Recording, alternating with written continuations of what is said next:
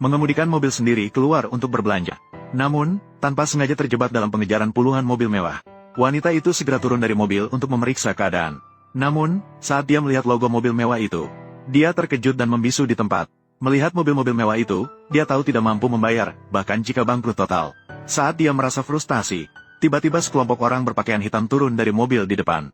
Mereka datang dengan sikap agresif mendekati wanita itu. "Saudara-saudara, ini hanya kecelakaan mobil. Saya akan mengganti rugi. Saya akan membayar meski harus bangkrut total. Kalian, jangan panik, jangan panik."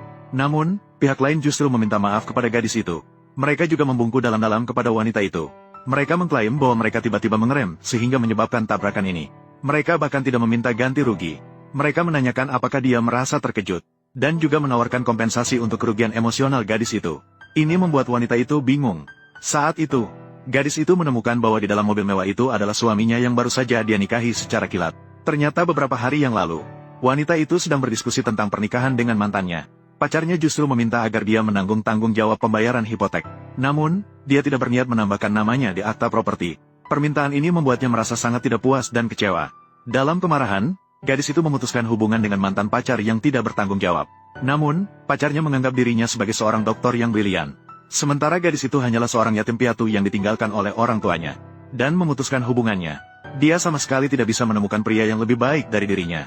Saat itulah, seorang CEO datang mendekat. Gadis itu langsung mengunci perhatian pada pria itu. "Tuan, saya berusia 26 tahun ini. Bekerja di departemen penjualan Shengxi Group. Gaji tahunan, 500.000. Jika kamu mau menikah denganku, aku akan membelikanmu rumah pernikahan, membeli mobil untuk bertransportasi. Setiap bulan akan memberimu 5.000 yuan uang saku."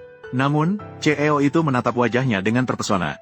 Ternyata beberapa tahun yang lalu, CEO yang sedang bersekolah itu mengalami depresi dan melompat ke danau untuk bunuh diri.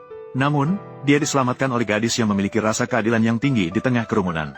Tidak hanya menyelamatkannya dengan CPR, tapi juga menghiburnya untuk tetap hidup tidak peduli kesulitan apa yang dihadapi.